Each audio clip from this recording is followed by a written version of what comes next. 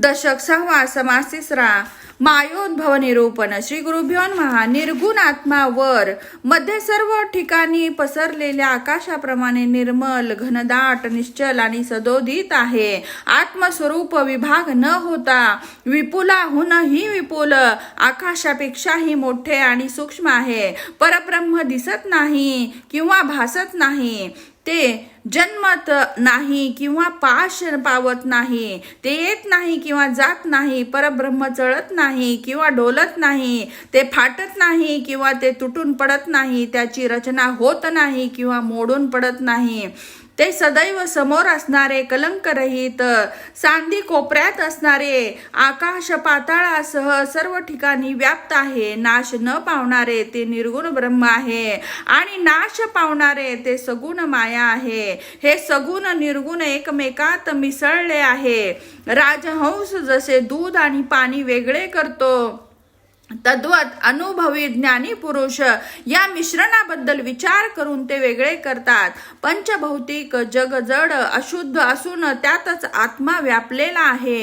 ही गोष्ट नित्यानित्य विवेकाने जाणता येते. जसे उसातील रस चोखून उरलेला चोथा फेकून देतात, त्याप्रमाणे जगातील परमेश्वर विवेकाने ओळखायला हवा. आम्ही दृष्टांतासाठी घेतलेला रस नाशिवंत, पातळ असून द्राष्ट्यातील आत्मा शाश्वत निश्चल आहे. रस अपूर्ण असून आत्मा परिपूर्ण आहे. असं पाहिले तर हा दृष्टांत आत्म्याला देता येत नाही. ही गोष्ट खरी असली तरीही आत्म्यासारखी दुसरी वस्तू असती तरच तिला दृष्टांत देता आला असताना दृष्टांतातील काही साम्यावरून असे कसे तरी हे समजून घ्यायला हवे झालं. असे आत्मस्वरूप असताना त्यामध्ये आकाशात वाऱ्याची झुळूक यावी, त्याप्रमाणे माया निर्माण झाली. पुढे वाऱ्यापासून अग्नी, अग्नीपासून पाणी जन्मले, पाण्यापासून जमीन तयार झाली. त्यानंतर जमिनीवर उत्पत्तीस प्रारंभ होऊन किती जीव निर्माण झाले त्याचा हिशेबच नाही. पण ब्रह्म मात्र या सर्वांमध्ये आधी आणि शेवटीही व्यापलेच आहे. जे जे निर्माण झाले ते नाश पावले तरीही मूळ ब्रह्मस्वरूप आहे तसेच आहे. घटाच्याही आधी आकाश असते. घट निर्माण झाले की घटात आकाश असते आणि घट फुटला तरीही आकाश नाश न पावता तेच असते.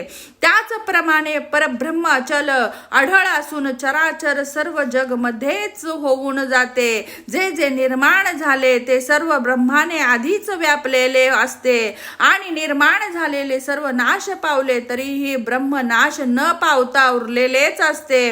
असा अविनाशी ब्रह्मच ज्ञानी पुरुष अनुभवतात. तत्वांच्या निरसनाने आपल्याला आपलाच लाभ होतो. तत्वात तत्व मिसळले यालाच देह असे नाव ठेवले. ज्ञानी पुरुष देहातील तत्व वेगवेगळे करून जाणतात. असे संपूर्णपणे तत्वांचे निरसन होते तेव्हा त्याचबरोबरच देहाभिमानही नाश पावतो आणि मग विवेकाने राहिलेले निर्गुण ब्रह्मामध्ये ऐक्य होते. खरोखरच विचाराने देहाकडे पाहिले तर सर्व तत्वच आहेत असे वाटून ती निसटून जातात आणि त्याती मी म्हणणाराही हाती लागत नाही. अशा तऱ्हेने आपला शोध घेतला की मी म्हणणे ही गोष्ट खोटी वाटून तत्वांच्या शेवटी निर्गुण ब्रह्मच राहतो. मी शिवाय निर्गुण ब्रह्म आहे असे म्हणण्यातच आत्मनिवेदनाचे रहस्य आहे. तत्वाबरोबर मी तू असे म्हणणे हे सर्व भ्रम सहजच जातात. सारांश शोधू लागलो तर मी सापडत नाही आणि निर्गुण ब्रह्म काही ढळत नाही. तो निर्गुण ब्रह्मच आपण असतो, पण सद्गुरू शिवाय हे रहस्य जाणता येत नाही. आधी सांगितल्याप्रमाणे सर्व सार पूर्णपणे शोधले तर असार असलेले जग निघून गेले आणि सार असलेले निर्गुण ब्रह्म उरले. आम्ही येथे सर्वांमध्ये ब्रह्मच व्यापले आहे. सर्व नाश झाल्यानंतर केवळ ब्रह्मच उरते असे विवरण केले आहे. विवेकाने सर्वच नाश होते हे अनुलक्षिले तरच सारासार निर्णय होतो. याप्रमाणे अनुसरले तरच आपल्याला आपल्या निज स्वरूपाची ओळख होते. आपणच मी अशी कल्पना केली आहे, पण त्या मीला शोधले तर तेथे काही उरतच नाही. असा कल्पित मी गेल्यावर स्वयमेव निर्गुण आत्माच आपण होतो. तत्वांचे निरसन झाल्यानंतर सिद्ध असणारा निर्गुण आत्माच आपण आहोत. तसे नसते तर तत्व निरसन झाल्यानंतर कोणीही मी ला दाखवून द्यावे.